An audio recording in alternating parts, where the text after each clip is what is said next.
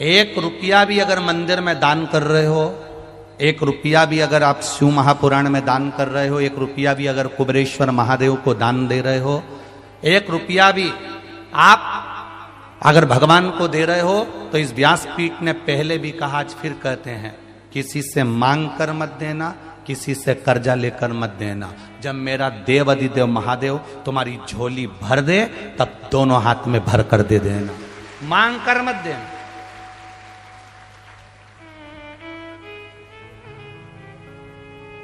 किसी मंदिर में दर्शन करने के लिए जाओ और तुम्हारे पर्स में अगर 10 रुपया नहीं है, पड़ोसन तुम्हारे साथ में है, तुम्हारे रिश्तेदार तुम्हारे साथ में, और किसी तीर्थ में तुम दर्शन करने गए हो, बद्रीनाथ दर्शन करने गए हो, केदारनाथ दर्शन करने गए हो, चंपेश्वर महादेव दर्शन करने के लिए गए हो, महाकाल दर्शन करने के लिए गए हो, राम जी के मंदिर दर्शन करने के लिए गए हो, किसी तीर्थ में दर्शन करने के लिए गए हो, तुम्हारा पर्स घर पर रह गया, तुम्हारा पर्स होटल में रह गया, तुम्हारा पर्स गाड़ी में रह गया, तो भी अपनी पड़ोसन से, अपने रिश्तेदार से भगवान के सामने दर्शन करते समय, भगवान सामने है और भगवान के सामने तुम पड़ोसन से मत मांगना कि 10 रुपए दे, मैं तेरे को भी गाड़ी में दे दूंगी। नहीं, भगवान को बुरा लगता है क्योंकि मेरे सामने खड़ी होकर तू दूसरे के आगे हाथ फैला रही है। मुझसे कहती मैं गाड़ी में से क्या तेरे सामने अंबारियां ला कर दे देता। हमारी आदत रहती है, हमारे पर्स होटल में छूट गए, हमारा पर्स गाड़ी में छूट गया, हमारा पर्स वहां रह गया, हमारे पास पैसा नहीं है, हमने पड़ोसन से कहे तू देगी ना 10 मिनट, मैं तेरे को बाद में दे दूंगी, देना जरा 10 रुपए, और मुझे चढ़ाना है, मुझे देना है, मुझे आरती की थाली में 10 रुपए चढ़ाना है, मुझे झोली में 10 रुपए चढ़ाना है, जरा देना तू ना। 1 रुपया पड़ोसन से मत मांगो, 1 रुपया अपने रिश्तेदारों से मत मांगो। सास साथ में है,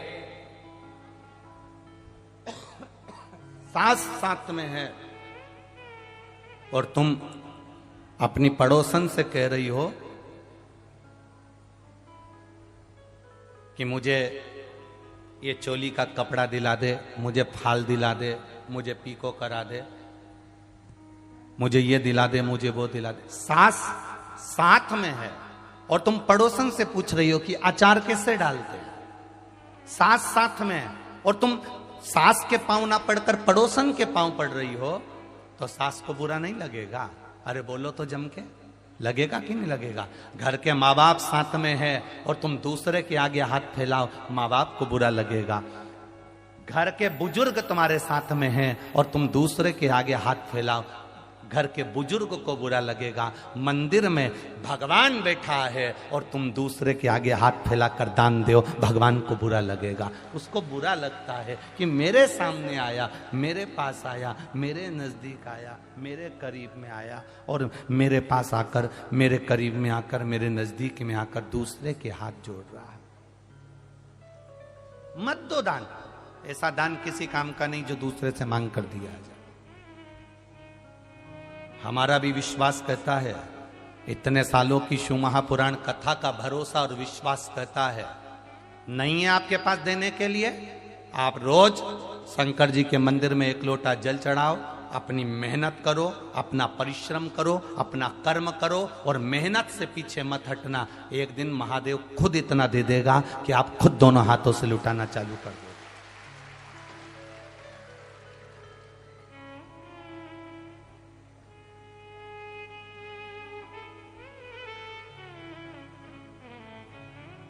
किसी दूसरे के भरोसे पर भजन मत करो, किसी दूसरे के भरोसे पर दान मत करो।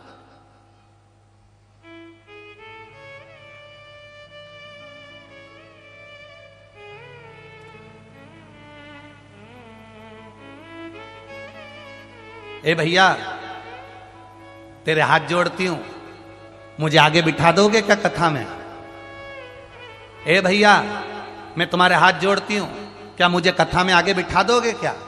तुमने भैया के हाथ जोड़े कि मैं तुम्हारे हाथ जोड़ती हूं, तो मुझे आगे बिठा दोगे क्या? ऐसा हाथ तुम एक बार महादेव के जोड़ कर कह देती कि मुझे आगे बिठा दोगे क्या? वो व्यासपीठ के पास में ले आए। एक बार तुम देवाधिदेव महादेव से कह देती, एक बार तुम भगवान देवाधिदेव महादेव से कह देती कि हे बाबा, हे त्रिकालदर्शी, हे कैलाशी, हे अविनाशी, भिलाई में कथा हो रही है, भगवान की कथा चल रही है, मेरा मन है, मेरे पास इतना धन वैभव सत्ता नहीं मैं कुछ दे सकूं, पर इतना विश्वास जरूर है कि मैं तुझ पे एक लोटा जल चढ़ाती हूं, इसलिए पंडाल में कहीं ना कहीं मुझे ऐसी जगह मिल जाएगी जो मैंने सोची भी नहीं होगी, और वहां जाकर बैठकर कथा सुन लूंगी। ये तेरे जल की महत्वता, ये तेरे जल की महत्वता है। तुझे जो एक लोटा जल चढ़ाया, तुझ पर जो एक लोटा पानी चढ़ाया है, उसकी महत्वता है कि मुझे कुछ मिलेगा और अच्छा मिलेगा। ये तेरी कृपा, ये तेरी उदारता, तेरी करुणा।